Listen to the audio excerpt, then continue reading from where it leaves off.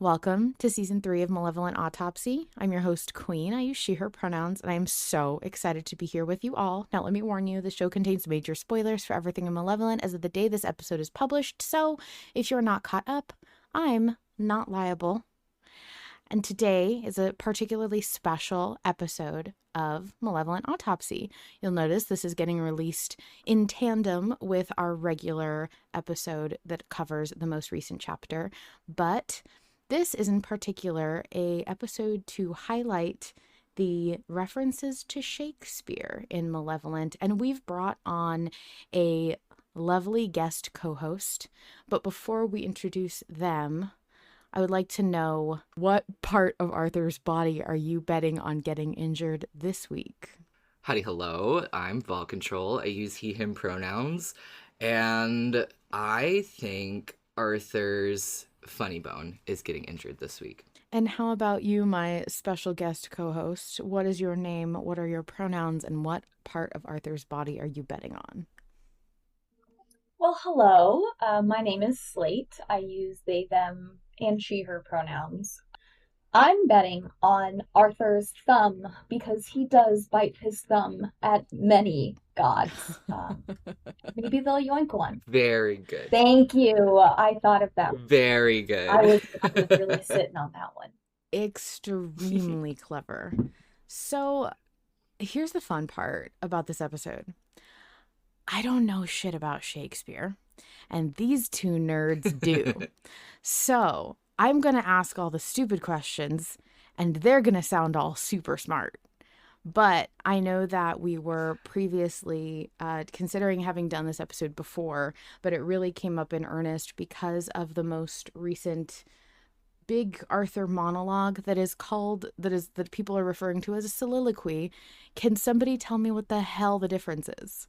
Slate, I give you the floor. Yeah, so a soliloquy is, in Shakespeare, people will use the word soliloquy to refer to a time when a character is monologuing, so like speaking for a longish time and articulating their like inner thoughts for the benefit of the audience. And sometimes there are other characters on stage. Usually people talk about soliloquies being like what the character is on the stage alone. So sort of like the classic one that people think about is in Hamlet, when everyone else exits the stage and Hamlet turns to the audience and says, "Now I am alone," and then launches into this thing where he, details his many, many emotions about everything. Oh, okay. The thing about us being both Shakespeare nerds is I have to come clean. I have to admit I am a bit of a casual.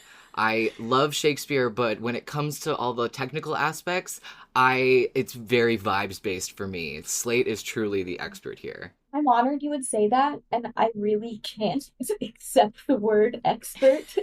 I'll claim it for today, for like the next hour or so. Okay, great. But I'm going to set that back down on the ground as soon as I step off the stage. We have 3 tiers of knowledge here. The I don't know shit, I kind of know shit, and I do know shit. So I think that works great for our purposes.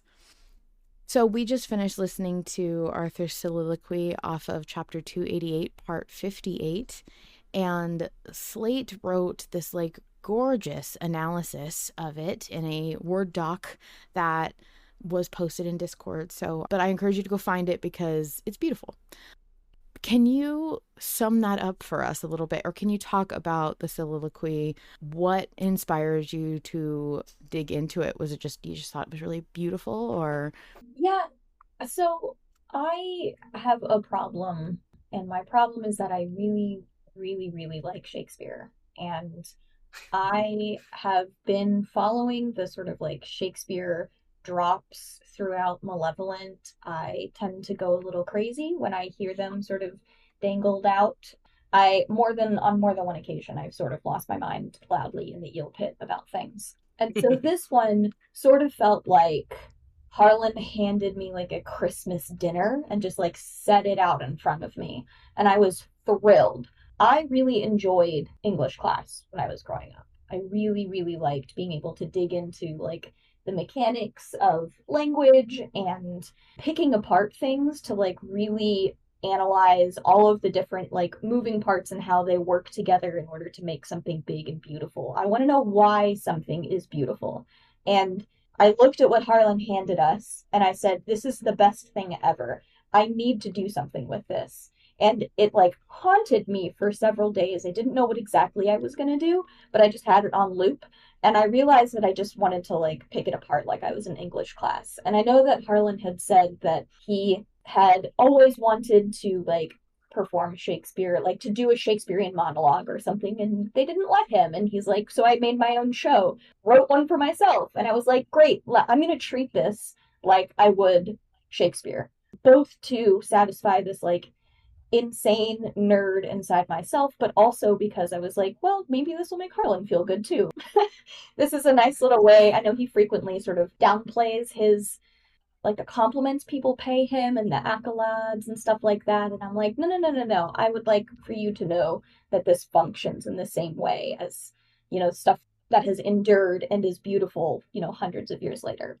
So it was both for me a very selfish thing. And then also, I'm hoping that Harlan sees this and is like, oh, okay, cool. This is something that people really care about and dig into. And I am a talented writer. Absolutely. I was so impressed with your write up, and especially that you got as granular about the meter as you did. And because one of the other things you mentioned is that Arthur, as a character in this moment, is like intentionally expressing himself in a soliloquy, like in a poetic way. And so I think that that sort of like vibes based and not quite, strictly on meter style of soliloquy makes sense, in narrative too. Yeah, I agree. And I think knowing that Arthur is a Shakespeare nerd or just like a poetry nerd in general, I don't know if he was like, I'm gonna soliloquize or I Right. don't I don't think that was like a conscious thought, but I think it came out of him naturally. And he just has absorbed so much poetry that it like came up out of him just because of who he is as a person, because he's naturally poetically inclined, because he does care about this stuff. Oh, absolutely. I mean, there's so many poetry references throughout Malevolent that sometimes when Harlan comes up with a banger line, we're like, wait, is that a reference to a poem? And it's like, no, that's just Harlan also has like absorbed so much of this poetry that he comes up with these phrases. Like when I was writing my notes, there was its brevity did not lessen its existence. Yes. I was like, wait, is that a quote from something? Yeah, there was another one from a recent chapter. I think it was I turned to a friend and I have, and it was in the chapter immediately preceding this one, like right as the king is and Lilith are making this ask of him. And everyone, maybe not everyone, but there was like a strong cohort of people in the eel pit immediately afterwards being like, I looked this up. It sounds like a quote. What is this quoting? I couldn't find a single poem. I don't know what this is from. And it is just something that, is a Harlan original. So Yeah, just an original Harlan Guthrie, yeah. So, do you have any other points that you really want to highlight about the soliloquy specifically? Any of the lines or dialogue or phrasing or anything like that? yes. Yes, absolutely. Tell me all about it. So I really want to talk about the final line is perhaps my favorite thing ever. Like Oh, it's definitely so top good. 3 Malevolent moments for me specifically. And it is as he's walking away, he says, "Are your keys still stained with blood, I wonder?"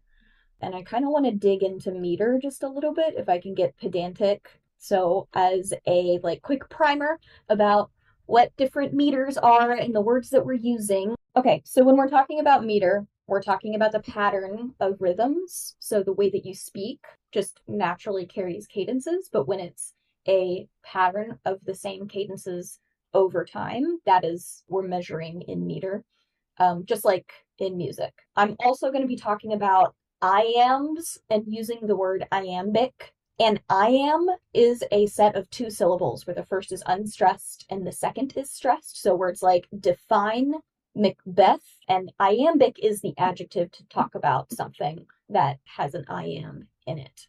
And traditionally, iambs and iambic meter carries positive associations. It's like really grand or full of splendor. It's beautiful. It's like lilting. It's also the most conversational. People just normally, English speakers just talk like this naturally. And so it sounds very natural to our ear, which is one of the reasons that so much of Shakespeare is written in iambic meter in some form or fashion, just because it's like natural.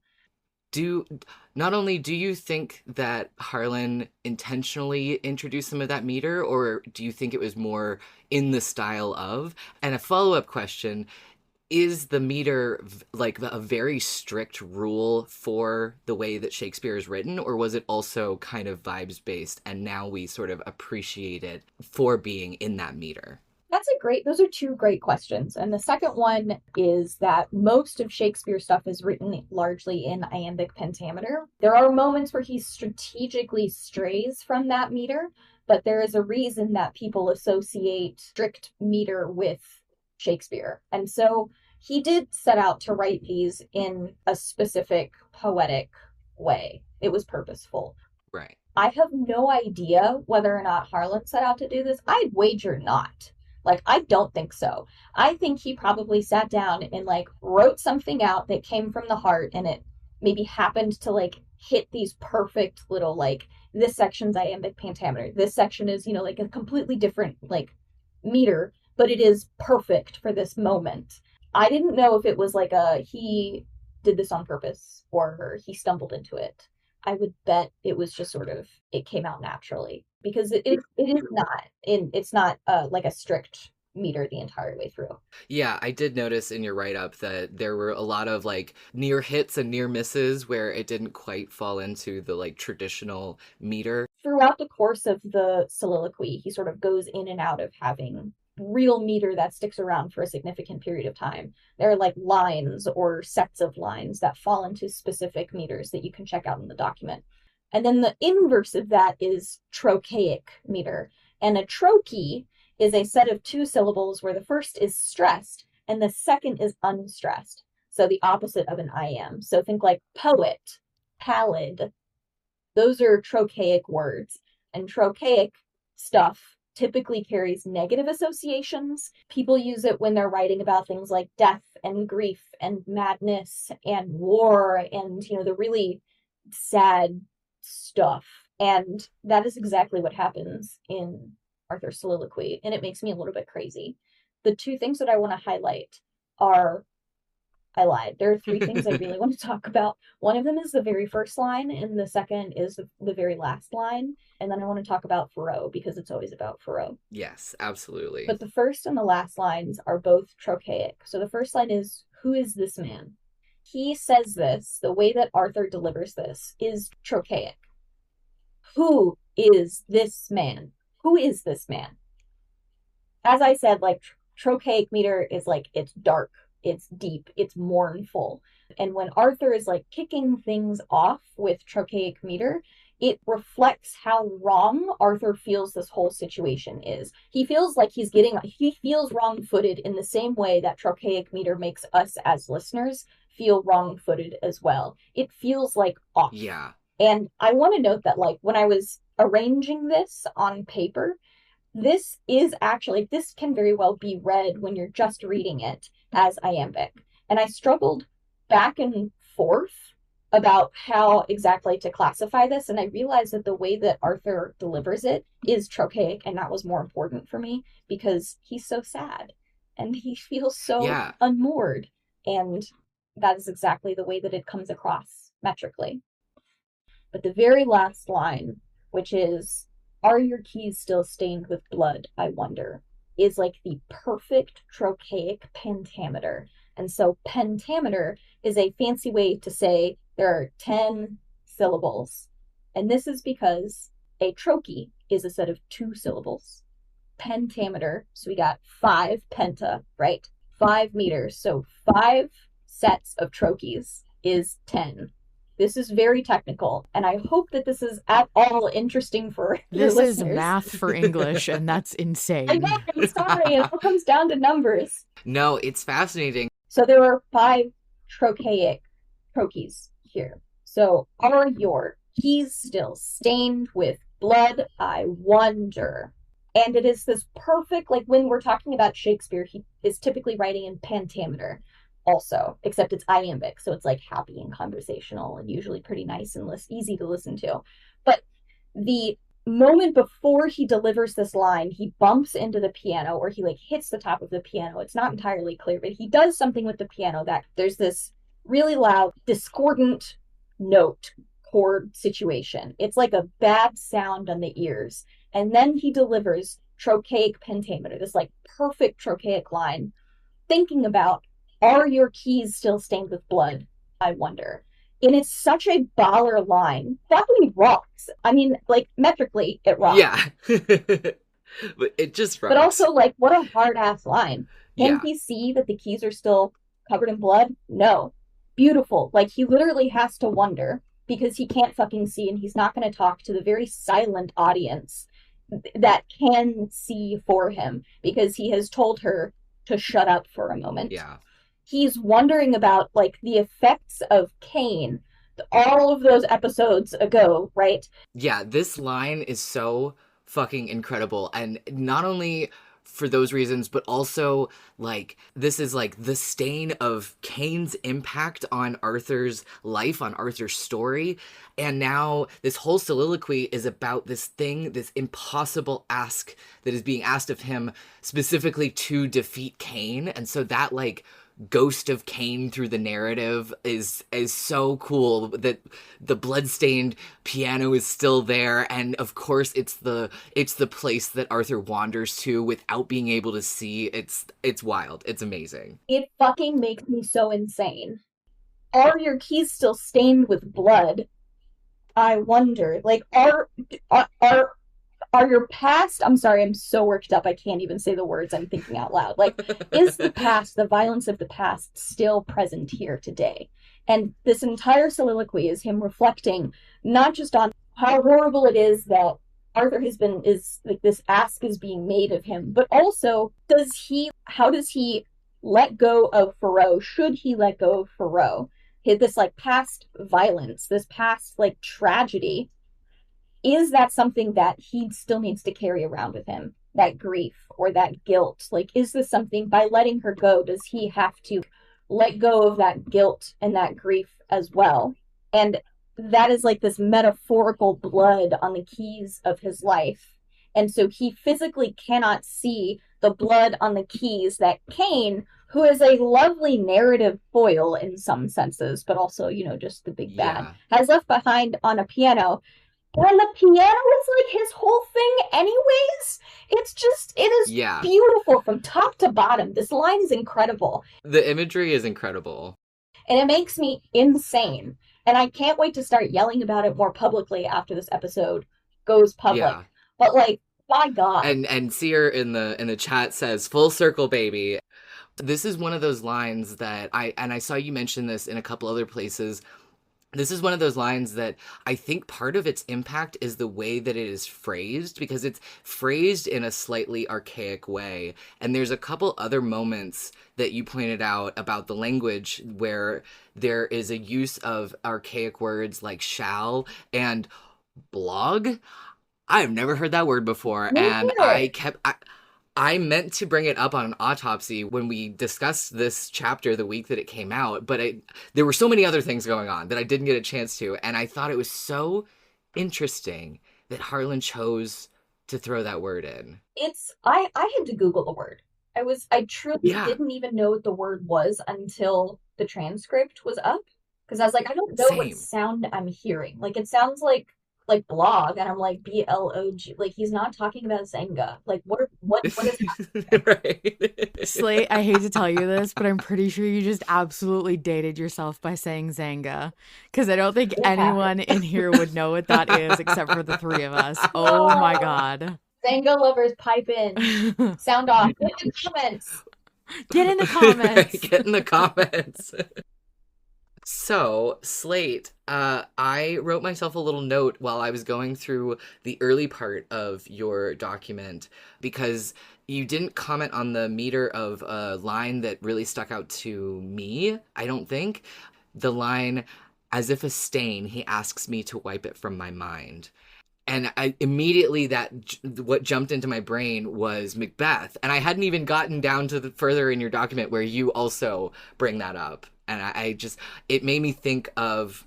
For those who may not be familiar with Macbeth, you may be familiar with the line "out, out, damn spot," and that is about not being able to wash the blood off your hands. Yeah, that line got really big during the pandemic because I believe people were talking about she is literally Lady Macbeth is literally washing her hands sort of in this dream Yes. fugue state. She's maybe asleep, maybe has lost her mind. She's not fully with it, and she's washing her hands over and over and over again, and her hands appear clean, but she believes that they're covered in blood because she's responsible for other people's deaths and she's feeling very guilty. But I think people were talking about the length of that moment, like her speaking is just long enough for you to wash your hands. Oh, that's How long very you could have funny. been washing your hands. Yeah. I did not realize that. That's very funny. Yeah, I'm sure so many people then immediately went to go memorize Lady Macbeth's moment. Of course, surely. Yeah, for sure. For sure. But yeah, no, it's a fantastic line that does feel very Macbeth-y to me. I think that like Arthur in his rage, he can't see very far past his nose. He thinks that Lilith and the king are viewing Thoreau as a stain, something negative, something holding Arthur back from doing what he needs to do to save reality, something that like must be wiped clean for the greater good. Thoreau is like an imperfection essentially. But as we learn and as we know as listeners, Arthur's view isn't accurate. Like he has a misunderstanding here. But his frame of mind is important. Like whether or not he is correct doesn't matter because this is how he's feeling. When we compare it to Lady Macbeth's like wanting to scrub this blood stain clean to absolve her of her guilt, we can see how Arthur's view of Lilith and the king's view of Thoreau lines up. He's raging against this like insistence that Thoreau must be scrubbed clean, that absolving himself of his guilt and letting her go as if somehow those things are synonymous, but that's a whole other thing. Like must be done to save reality. Did you mention that it feels like real character growth on Arthur's perspective that he rails against viewing the memory of Thoreau as or her death as like a negative thing, but keeps it as a precious thing? Yes. And what you're saying right now, I'm having an epiphany moment right now where he's like talking about Thoreau as a stain and whether or not Arthur thinks of her as this, stain. Against are your keys still stained with blood, I wonder? Yeah. I need to go I think I need to go stare at the sky actually for a little bit. Right. I want to talk about one more thing. So, with regards to Thoreau, beautiful, perfect Thoreau, Thoreau is sort of an oddity as in the soliloquy. As Arthur talks through most of it, there's no meter, it's jumbled up, or it's in like trochaic meter. But when he is speaking in iambic meter, pretty much anytime he's talking about Thoreau, he's speaking in iambic meter. And it's such a juxtaposed next to the rest of the chaos and the grief and the like rage that Arthur is expressing. Anytime he slips back into a phrase referring to Thoreau or Thoreau's effect on him, he slips back into iambic pentameter. So she literally is this like metrical light in his life. And I thought that that was really beautiful and heartbreaking at the same time, especially given the fact that he's supposed to be letting go of Thoreau. There are no minor chords in a child's heart. Ugh. Yeah.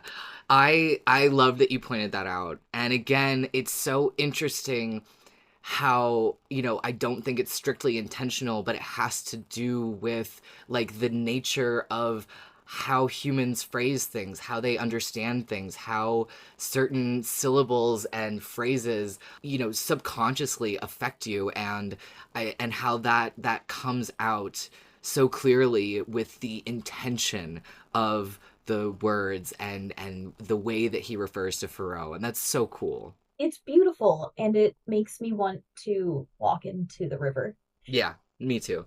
Yeah, me too. I just it's so well done. Okay. So I would like to ask about some other things outside of the soliloquy because Malevolent has a habit of dropping Shakespeare references like everywhere. I think we've seen them as early as season 1.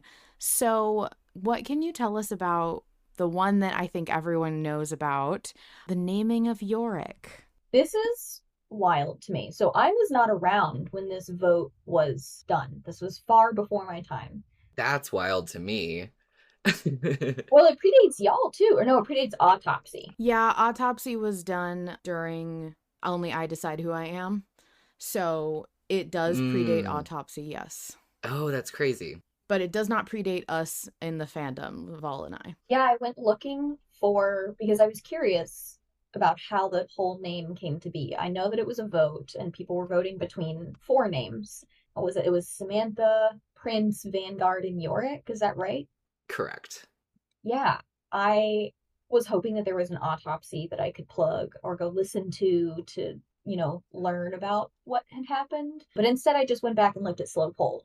And there were some really awesome points about, like what's in a name, essentially, to be a little bit of a nerd. But like Right. truly like the importance of a name. Like, are we assigning characteristics to this Vanguard by choosing the name Samantha or the name Prince or the name Vanguard or Yorick? And I think that that very much has proven to be true because in the context of the name Yorick, as it comes up in Hamlet, he was a jester. A fellow of infinite jest, as Hamlet says. You know, he was a jester that Hamlet knew when he was a boy. And so he remembers him as like a jolly fellow, as like a sort of like fun-loving person. I feel like Yorick's personality had to have been influenced by that a little bit, I think. I think so too. I definitely think so. And I like that he, like, when Yorick in Hamlet helped raise Hamlet. This was somebody that Hamlet knew from when he was very, very young and knew that he passed away. It's interesting knowing that Yorick, looking back, that like Yorick sort of coached Arthur and John through a couple of key moments without even like them Oh, knowing it, right? Like being responsible that's a really good point, for too. the Hand of Hey, Malevolence and like for those of us who have never seen Hamlet, what are you talking about? I'm sorry. No, don't be sorry. I'm not cultured and I've never seen Hamlet. Take it away, Paul. So Hamlet is walking with his friend Horatio around the castle grounds, I do believe, and they come across a gravedigger digging a grave. It must be an old grave that they're repurposing, and so he throws out a skull from the grave, and Hamlet goes over and picks up the skull. And this is like the infamous Hamlet holding a skull moment that you probably have seen in pop culture, even if you Yeah. don't, even if you're not familiar with the Yeah. play. And I do have the quote pulled up, and it's not very long, so I'll just read it. Hamlet says, "Alas, poor Yorick! I knew him, Horatio, a fellow of infinite jest, of most excellent fancy. He hath borne me on his back 1,000 times, and now how abhorred in my imagination it is! My gorge rises at it. Here hung those lips that I have kissed I know not how oft. Where be your jibes now, your gambols, your songs, your flashes of merriment, that were wont to set the table a-roar?" So, that's the Alas, poor Yorick little speech. So basically, Hamlet is just, I mean, okay, just bear with me. What is Yes. this play about? It sounds just like it's about a guy talking. It sure is. Just For talks. like 4 hours. Yeah. Yeah. He just talks for like 4 hours, and he is a drama queen. The original. Well, because it sounds like he's just walking around with this. I mean, you just described the scene, and I'm trying to think of in what context are you just walking around and see somebody digging a grave? Well, I. It was a different time. It was a different time. Okay. So, really, it sounds like the reference isn't just in Yorick's name and the the funny scene that Arthur found himself in, but in Yorick's actual personality was a little bit shaped by that. Yeah, and I think speaking of personalities that sort of align, Slate did make an interesting point in their document about how there are sort of comparisons to be made between Arthur's character and Hamlet's character. So maybe describing a little bit about Hamlet as a character and sort of the story that he's in would be helpful. Slate, if you want to share your thoughts. Oh my God, I have so many thoughts on this. So, Luna, Maria, and I have hosted many moons ago a couple of Hamlet watches with the David Tennant Hamlet, because if you have not seen the David Tennant Hamlet, I cannot recommend it enough. It is my favorite. I watch it every single year around my birthday because it brings me so much joy. It's awesome. It also gives Arthur Lester so hard. Like, I think Yes. in general, Hamlet does, but also the way that David Tennant specifically portrays him is also very Arthur. Absolutely. Yeah. Yeah. And I just, real quick, I want to second. If you have never done Shakespeare before, watch David Tennant's Hamlet, because that is one of the performances that really made Shakespeare click for me, because his delivery is so natural that it doesn't matter that it's like Shakespearean language. Like, it just makes sense. That's all. Yeah, no, a very much needed plug, honestly. And I think as like a side tangent, Shakespeare does have a reputation for being sort of impenetrable and impossible to understand, and just the realm of like high school English classes, which makes me really sad because Shakespeare was intended, like his work was intended to be viewed in person and like listened to and watched and not necessarily read. So it's Shakespeare is so much better experienced when you're seeing it happen, especially live, but like when you're watching a recording of it as well, it's just everything makes so much more sense. And it's not just hearing the things, Absolutely. it's also watching the cues, like watching people interact with each other on stage, the set, everything. It makes so much more sense, and you don't have to understand every single line of what's being said in order to know what's happening and to appreciate it. Yeah. Anyway, yes, sorry. Arthur and Hamlet are there's so much of Hamlet when I watch. I'm just like, oh, this is extremely like Arthur core. This is very Arthur Lester. Mm-hmm. And I think some of the broadest strokes are Hamlet. As a quick primer for those of you who have never seen or read or know anything about Hamlet, Hamlet is the Prince of Denmark. His father was recently murdered by his uncle, and his uncle has married his mother. And that all happened in a very, very short period of time. And Hamlet receives a visit from the ghost of his father. And the ghost of his father says, "Hey, I was killed by your uncle. You have to avenge me. Kill your uncle." And the rest of the play is Hamlet spiraling because no one around him believes that he is so grief-stricken about his father. And he is wrestling with whether or not it is the right thing to do to avenge his father and kill another person. And then over time, he becomes increasingly more unhinged. And part of it is an act to get everybody around him who didn't take him seriously already to take him less seriously so that he could go do his nefarious deeds.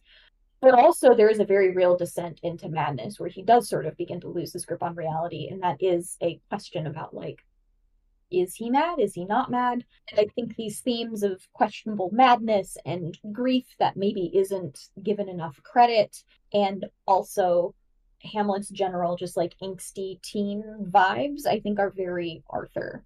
Hamlet spends a lot of time Yes. like self-flagellating and ruining relationships with other people, and it's just very Arthur Lester. Well, and the whole famous to be or not to be soliloquy is, I would say, yes, in part about killing another person, but also about like whether or not he wants to be alive. And Yeah. so he and Arthur share some of that suicidal ideation. Yeah. Who was it who just recently called him out on his suicidal ideation in like one of the recent chapters? Was that Lilith? I'm sure it was Lilith, yeah. Yeah. Yeah. Speaking of suicidal ideation and mortality, we've heard this specific phrase said by these specific people, shuffle off this mortal coil. And that has been repeated like 3 times in the podcast so far, so it feels kind of important. Yeah, we do have actually, Luna and I put together a Google Sheets document that tracks all of the different instances of Shakespeare references Oh, very with all of nice. the different times that shuffle off this mortal coil has been said. I'm so glad that you brought this up, though, Queen. I'm curious as to if you can recall any of the times, perhaps off the top of your head, that line has been Off the top said. of my head, I know that way back, Arthur heard it. Well, I think Arthur heard it season 1, right? Season 1, yeah. Where he's in a coma. And Adam Fry, who actually ends up being the king in yellow, has said it. And then a side character who's totally unimportant and doesn't have anything to do with the rest of the story comes up and says it. I can't remember his name though. He says, "Haven't you ever read Hamlet?" So that was when I realized it was from Hamlet. And then it comes up again as a reference that has been in a recent chapter, I think, right? Yes. I think so. I don't remember. Maybe not. I think so. Well, and it's very fitting that you brought up Shuffle Off This Mortal Coil, because that actually is from the To Be or Not to Be soliloquy. And there was another phrase from that that comes right before that line, which is, and in that sleep of death. Yes. So in Hamlet, in the soliloquy, Hamlet spends a lot of time thinking about, should I kill myself? Is it worth dying? And the central question is not necessarily should I kill myself, but like, what would happen if I killed myself? Like, why don't people kill themselves? And he comes to the conclusion that people don't, because nobody knows what happens in the afterlife. And he talks about death in terms of like dreams and like the afterlife as dreams. And so one of the phrases is, and in that sleep of death, what dreams may come. And so we don't know what happens after death. Paul, do you want to talk about the exact context within Malevolent that he delivers in that sleep of death? So this line comes up in part 57 when Arthur has just come back to life in the Dreamlands, and he's talking to Lilith, and he's overwhelmed. He says, I died. I walked into that light thinking it was all over. I was prepared to die. And in that sleep of death, she was there. I think she was there, talking about Thoreau. I just think that this is such a beautiful moment of Arthur casually throwing Shakespeare into his life. Like in so many moments, these Shakespeare lines have been just dropped like breadcrumbs, and they're just throwaway lines like this one. And in that sleep of death, it's not about like, I am quoting Hamlet. It's just, I have a casual Hamlet quote that I am weaving into my everyday language. Yeah, that's exactly what I was thinking of it as. It just comes naturally. It just gets woven into his natural speech. Yeah. Something that I learned in my research before recording this episode. So, interestingly, the term coil for meaning like body was not how that word was ever used. Not in Shakespeare's time and not since then. Like, the line has been used, but the word coil, it says here, it's an ancient word commonly used centuries before Shakespeare and spelt a different way. It was a noun and referred to, for want of a better way of expressing it, to a mess, a mixture of messy things such as noise, confusion, or uncertainty, bustle, and so on. So, yeah, so many people think about mortal coil as being like, oh yeah, shuffling off your body, sloughing off out of your body or whatever, but it actually means life, like the action of life. And I just think that that's so interesting. Wow. And to have a character like Charlie be the one to very famously parrot this back and be impersonated, like wow, it just makes me sad about Charlie all over again. I hope he's okay. I know. I hope he's okay. I know that there are also some specific like quotes that are bookended in part 51 that you maybe might want to speak about. Yeah. I want to speak about it because I lost my mind during when we recorded Autopsy for this, and I went down a rabbit hole. So in part 51, Arthur says, hell is empty and all the devils are here. And First of all, just a baller line. It's such a cool line to quote, but it is from a work that I was not familiar with. It's from The Tempest. And so I dug into some notes. I didn't have time to read the whole Tempest before we recorded Autopsy that week, unfortunately, but I'll give you guys the clip notes for those who are also unfamiliar with The Tempest. The Tempest is kind of a Count of Monte Cristo-esque story where a character has his position usurped and is exiled, and then concocts a sophisticated plot to bring revenge on those who wronged him and their arguably innocent kin, and he kicks off his plan by commanding a spirit in his servitude to bring a terrible storm and shipwreck his brother and magistrates who are responsible for his exile. And so when this storm happens, this tempest happens, it's said that the first man who jumped overboard said that hell is empty and all the devils are here. Yeah, so I want to go on the record really fast publicly and say that The Tempest is not Shakespeare's best work. This man was phoned in. Okay, fair enough. It was one of the last ones, if not the last one that he wrote, and like honestly, it's a big nothing burger. But that's okay. I mean, it's great. Like, this is such a fantastic moment in the play because so the tempest is being caused by Ariel, who is, you know, the sprite fairy spirit. Yes. Yeah. And he reports that back to Prospero, the wizard. So we don't always see this line being delivered by Ferdinand on the ship. This is just hearsay from Ariel going back and saying like, hey, I did that thing you wanted me to. Everyone died, and it was, well, they didn't die. Everyone was super scared, and this is what, yes, there are wizards in Shakespeare. And this is what it sounded like. Isn't that awesome? But yeah, I mean, The Tempest is, we have not seen a Tempest reference before this. Typically. No, I don't think so. Yeah. The reason that this reference made me go crazy is because in my research into The Tempest, I found another quote from the play where Prospero swears that if he's victorious, he will free the spirit who is contracted to him, who's bound to him, you know? He says if he's victorious, he will free the spirit that's bound to him. And he says, I'll break my staff, bury it certain fathoms in the earth, and deeper than did ever plummet sound, I'll drown my book. And I was just like, whoa, bound spirits, books, like freeing. Oh my God, it's John and Arthur. I was losing my mind. Drowning mention. Peace up to Thoreau.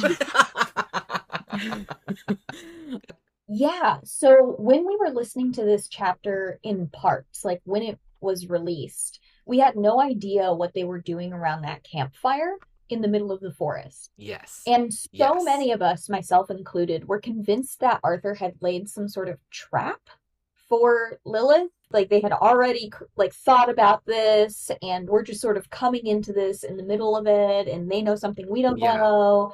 And I remember talking a little bit on the server about why this line makes me think that this was a trap.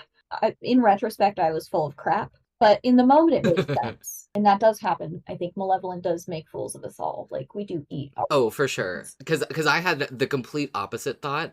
My grackle, my conspiracy theory about what the context was around this episode that didn't have any context was the way that like Arthur and John were interacting felt kind of stilted and cold. And I thought that something had happened where they were at odds with each other and Arthur was referring to John included in all of the devils. Yeah, oh my God. That would have been crazy.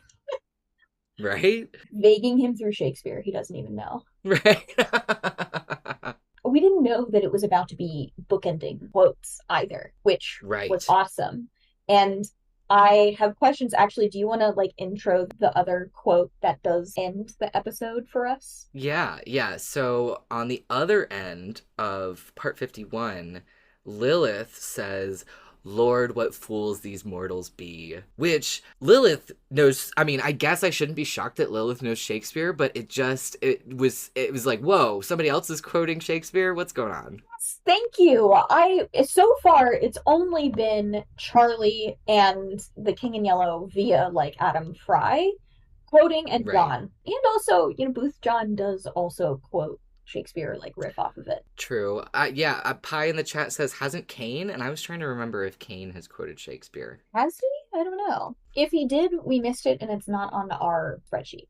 I was going to say, check the spreadsheet, but no, it's not on there. So I can't recall if he has. I don't know. I mean, it does feel like a very Kane theatrical thing to do. It does. But I was also very surprised to hear Lilith quote it. And we all were like, oh my God, she's quoting A Midsummer Night's Dream. And A Midsummer Night's Dream is all about, I mean, it's in the name, right? But like, it is about people wandering into the forest and mystical enchantments and like miscommunications and dreams. And so all of us were like, we're about to get another dream sequence. This is fantastic. Yeah, it's so cool how quoting that line hinted at that. And Harlan's brain is so big, or he's just like accidentally a genius all of the time. Maybe it's a mix of the two. I hope that it's entirely on purpose. And I hope that he never admits to anything otherwise. Right. Yeah, it was intentional, even if it was unintentional. I hope that when he sat down to write this, he was like, I'm going to make this a little Shakespeare-y. And I hope that he knows at some point in his life that this was just dripping with the bard. And I hope he feels good about that. Absolutely. Because, one of the questions I had was it just the Shakespeare nerds who like perked up when we heard the first few lines? Because honestly, the first few lines in, we were like, oh my God, he's doing a soliloquy. Yes. But I have to wonder if other listeners who aren't familiar with Shakespeare, if they pinged that or if they just thought like, oh wow, like Arthur's getting really dramatic. How Shakespearean, Arthur. Yeah, I'm curious. I don't know. I was at work when it dropped, so I missed the live drop, but I'd be curious. Yeah. Well, thank you so much, Slate, from the bottom of my heart. This was an absolute delight. I can't tell you how much I appreciate you guys letting me come on and talk a lot about Shakespeare. I feel like what I talked about earlier about Shakespeare feeling so impenetrable and like difficult for people normal, quote unquote normal, like your Joe Schmo to get into. Yeah. And I think it's really awesome that y'all are willing to make space for something with that reputation and maybe make it hopefully accessible. Oh yeah, absolutely. I got into Shakespeare really late in life, and I always thought it was pretty impenetrable because reading, like we've talked about before a million times, reading the words on the page, it's like, this is nonsense. I need No Fear Shakespeare to understand any of this. And then, watching it performed, I was like, oh, I get it now. Slate, it was such an honor and a privilege to have you. Thank you so much for helping us do this special episode. I loved getting to learn about Shakespeare in a really engaging way that combines media I really care about with a thing I'm not into yet, but definitely will be. I have very limited experience, but you made this really enjoyable, and you're always such a brilliant delight to have. Thank you so much for coming on. Thank you. Oh my gosh. No, it is an honor and a privilege to even be allowed up here with you guys. Thank you so much for letting me yap publicly and get back on my bullshit publicly. Thank you for giving me this opportunity to use my platform to talk more about Shakespeare. Whenever the references come up, I have to restrain myself from going off on a tangent on Autopsy. So until next time, I want everyone to remember, in the end, it's never about certainty. It's about making a choice and moving forward. Until next time, the horrors persist. But so do we. Good night, everybody. Thank you, of course, to Harlan Guthrie, the sole creator of Malevolent. Without his labor of love for a story he wants to tell, we wouldn't be here.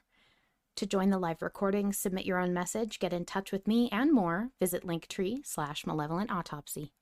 The official Invictus Discord server is open to the public and includes a channel just for Malevolent Autopsy fans. We also have our own private, patrons-only channel. Finally, thank you to Mizra, Nikki, Vol Control, and everyone who has helped create and maintain Malevolent Autopsy. These friends are also volunteers who donate time and energy to help put together this love letter to Malevolent.